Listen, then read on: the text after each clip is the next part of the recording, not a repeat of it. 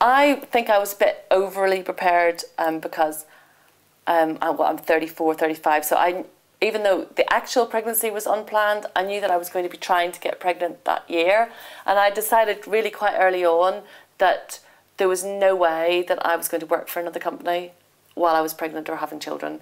I had worked for quite a large corporation, and through friends of mine, I had seen how you get treated, regardless of the law and what's out there. You get stiffed.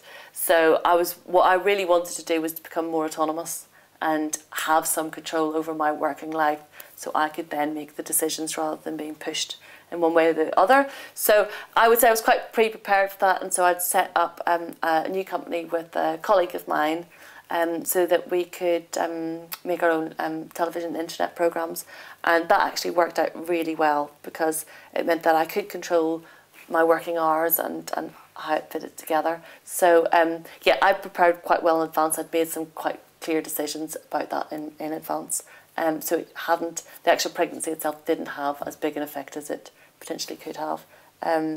So yeah, but there's no doubt about it that it has definitely affected my attitude towards work. I love work, and I love my job, and I love what I do, and obviously I'm trying to set up and do this website at the moment as well, to try and use all of our skills.